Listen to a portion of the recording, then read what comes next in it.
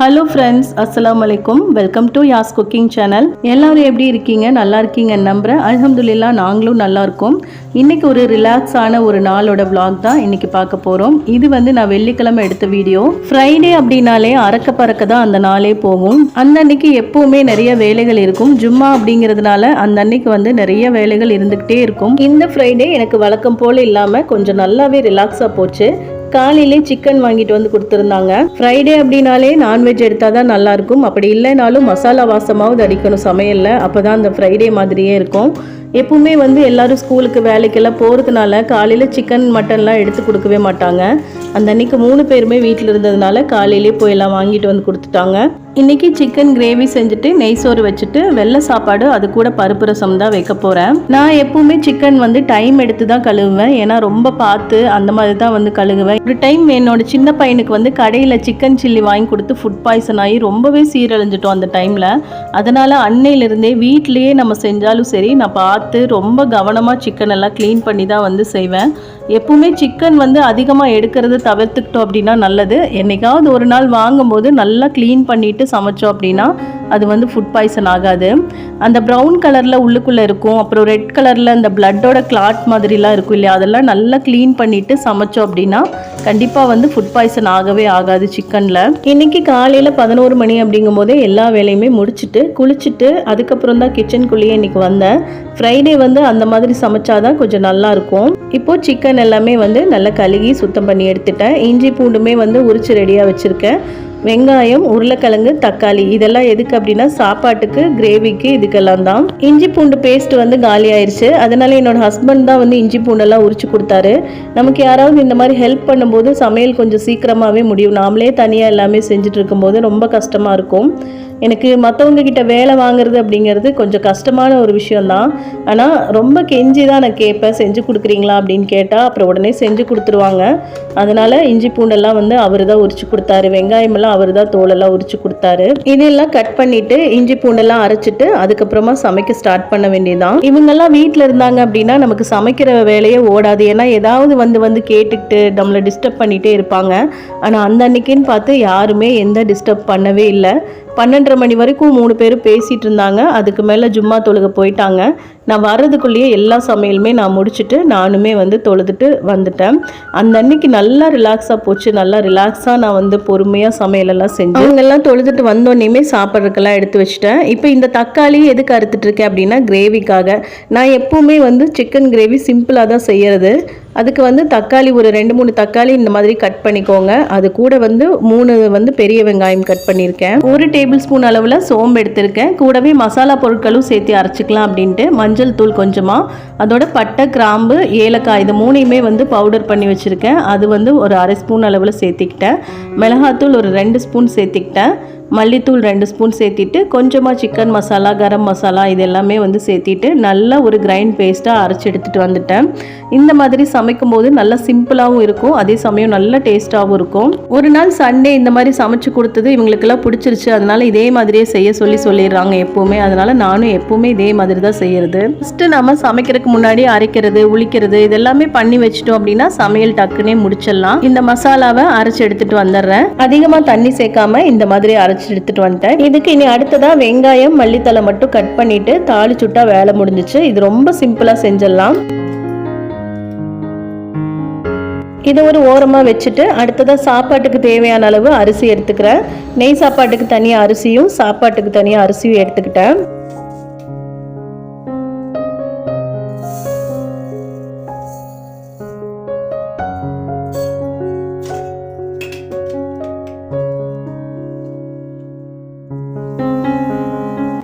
அடுத்ததாக வெங்காயம் கட் பண்ணணும். இந்த வெங்காயம் கிரேவிக்கும் கட் பண்ணணும், சாப்பாட்டுக்குமே கட் பண்ணணும். மாதிரி நெய் சோறு, குஸ்கா எல்லாம் வைக்கும் போது வெங்காயம் ஜாஸ்தியாக போட்டால் நல்லாயிருக்கும்.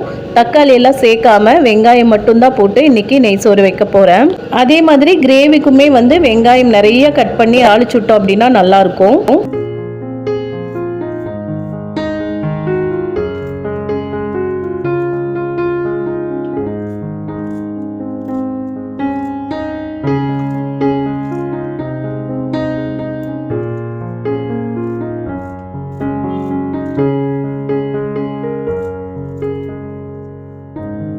கட் கட் பண்ண வெங்காயத்தை இந்த மாதிரி கையில் நல்லா இந்த மாதிரி தேய்ச்சி எடுத்துட்டோம் அப்படின்னா நல்லா உதிரி உதிரியாக ஆயிரும்.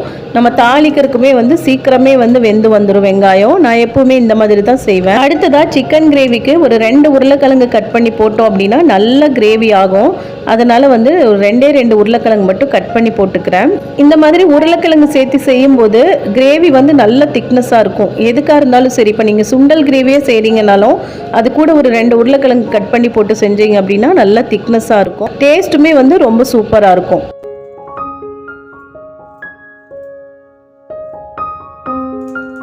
அடுத்தது புதினா, மல்லி இதெல்லாம் வந்து கொஞ்சமாக கட் பண்ணி எடுத்துக்க போகிறேன்.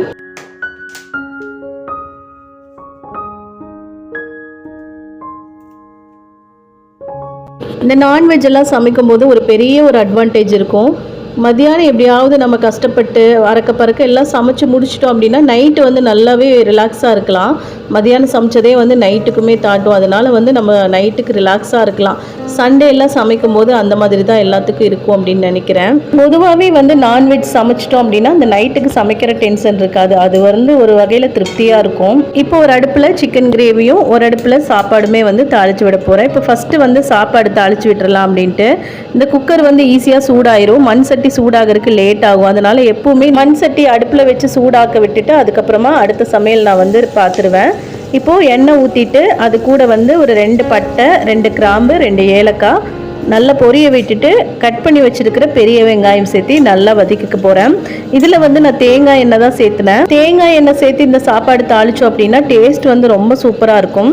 இப்போது மண் சட்டி வந்து சூடாயிருச்சு. இதில் வந்து கொஞ்சமாக ஆயில் விட்டுட்டு கொஞ்சமாக சோம்பு அது கூட கருவேப்பிலையும் சேர்த்து நல்லா பொரிய விட்டுட்டு அதுக்கப்புறமா வெங்காயமெல்லாம் சேர்க்கணும். இந்த சோம்பு கருவேப்பிலையோட ஃப்ளேவர் வந்து ரொம்ப சூப்பராக இருக்கும். இதே மாதிரி நீங்கள் ட்ரை பண்ணி பாருங்கள். வெங்காயம் சேர்த்த மறந்துட்டேன். அரைச்சி வச்ச பேஸ்ட்டை டைரெக்டாக சேர்த்திட்டு அது கூட இஞ்சி பூண்டு பேஸ்ட்டையும் சேர்த்திட்டு நல்லா கொதிக்க விடணும். இதைய வெங்காயம் சேர்க்கலினாலுமே ரொம்ப டேஸ்ட்டாக தான் இருக்கும். அந்த பக்கம் நல்லா கொதிக்கிறதுக்குள்ளே இந்த பக்கம் வந்து நல்லா வதக்கி விட்டுட்டு கூடவே வந்து கொஞ்சமாக இஞ்சி பூண்டு பேஸ்ட்டு, மல்லி, புதினா இதெல்லாம் சேர்த்திட்டு நல்லா வதக்கி விட்டுக்கலாம். எங்கள் வீட்டில் இந்த நெய் சோறு, குஸ்கா இதெல்லாம் வந்து பிடிக்கவே பிடிக்காது என் பசங்களுக்கு வந்து பிரியாணி தான் எப்போவுமே. அதை தாண்டின ஃப்ரைட் ரைஸ் வந்து எதுவுமே பிடிக்காது. என் சின்ன பையன் கேட்டான் அப்படின்னு அதுக்காக கொஞ்சமாக வந்து நான் இன்றைக்கி செஞ்சிட்ருக்கேன். கூடவே கொஞ்சமாக மல்லித்தலை, புதினா இலை போட்டு நல்லா கலந்து விட்டுட்டேன்.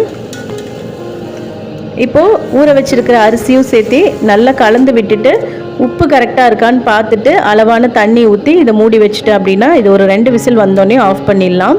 கடைசியாக கொஞ்சமாக லெமன் பிழிஞ்சு விட்டுருக்கேன். தக்காளி சேர்க்காதனால லெமன் பிழிஞ்சு விட்டுருக்கேன். சாப்பாடு தாளித்து விட்டாச்சு. இப்போ அடுத்ததாக சிக்கனுக்கு உண்டான வேலைகள் எல்லாம் பார்க்கலாம் அப்படின்ட்டு மசாலாலாம் நல்லா கொதிச்சதுக்கப்புறமா சிக்கனும் கூடவே கட் பண்ணி வச்சுருக்கிற உருளைக்கிழங்கும் சேர்த்து நல்லா மிக்ஸ் பண்ணிவிட்டு அதையும் மூடி வச்சிட்டோம் அப்படின்னா அதுவுமே வெந்து நல்லா கிரேவி ரெடி ஆயிரும். ஒரு பக்கம் கொஞ்சமாக வெள்ளை சாப்பாடு வச்சுட்டேன். பருப்பு ரசம் வைக்கிறதுக்காக கொஞ்சமாக புளி ஊற போட்டுட்டேன். ஆல்ரெடி பருப்பு வேக வச்சு ரெடி பண்ணி வச்சுருக்கேன். இது எல்லாத்தையும் செய்யறதுக்குள்ளேயே கொஞ்சம் டைம் ஆயிடுச்சு. அதனால வீடியோவை வந்து ஃபுல்லாக கவர் பண்ண முடியல. சாப்பாடெல்லாம் ப்ரெஷர் இறங்கினதுக்கப்புறம் கொஞ்சமாக நெய் ஊற்றி நல்லா கலரிட்டு அந்த சாப்பாடுமே வந்து ரெடி ஆயிடுச்சு. அதுக்கப்புறமா நல்லா கொதிச்சதுக்கப்புறம் தேங்காய் எண்ணெய் ஊற்றி இறக்கிட்டேன். கிரேவியுமே வந்து ரெடி ஆயிடுச்சு. இப்போது நல்ல சுட சுட நெய் சாப்பாடு, நல்ல கிரேவி, அது கூட வந்து பருப்பு ரசம், வெள்ளை சாப்பாடு எல்லாமே ரெடி ஆயிருக்கு. இன்னைக்கு ரசம் வீடியோவுமே ஃபுல்லாக எடுக்கல. இதெல்லாம் காமனான ஒரு டிஷ் தானே, எல்லாத்துக்குமே தெரியும் அப்படிங்கிறதுனால இது ஃபுல்லாக வந்து நான் கவர் பண்ணலை. இதெல்லாமே வந்து இப்போ ரெடி ஆயிடுச்சு. சாப்பாடெல்லாம் ரெடி ஆனதுக்குள்ளே அம்மா வீட்டிலேருந்து ஃபோன் வந்துச்சு, பையனை அனுப்பிச்சுட சொல்லி. அவங்களுமே வந்து நிறைய பிரியாணிலாம் வாங்கியிருந்தாங்க. அதுவுமே கொடுத்து விட்டுருந்தாங்க. அல்ஹம்துலில்லாஹ் இவங்கெல்லாம் தொழுதுட்டு வந்தோடனேயுமே எல்லாரும் உட்காந்து நல்லா திருப்தியாகவே சாப்பிட்டோம். இன்றைக்கி வெள்ளிக்கிழமை நல்லா ரிலாக்ஸ் ஆகும், நல்லா சூப்பராகவுமே போச்சு. பிரியாணி, சில்லி, அது கூட ஆனியன் ரைத்தா, அது கூட வந்து பிரியாணிக்கு தேவையான குழம்பு இது எல்லாமே கொடுத்து விட்டுருந்தாங்க. இன்றைக்கி வந்து சாப்பிட்றதுக்கு வெள்ளை சாப்பாடு, பருப்பு ரசம், நெய் சோறு, சிக்கன் கிரேவி, அது கூட பிரியாணி இதெல்லாமே வச்சு சாப்பிட்டுட்டோம். ரொம்ப சிம்பிளான ஒரு vlog தான் இது. மீண்டும் அடுத்த வீடியோவில் பார்க்கலாம். வீடியோ பிடிச்சிருந்தா லைக் பண்ணுங்கள், ஷேர் பண்ணுங்கள். மறக்காமல் நம்ம சேனலை சப்ஸ்கிரைப் பண்ணிக்கோங்க. தேங்க்ஸ் ஃபார் வாட்சிங்.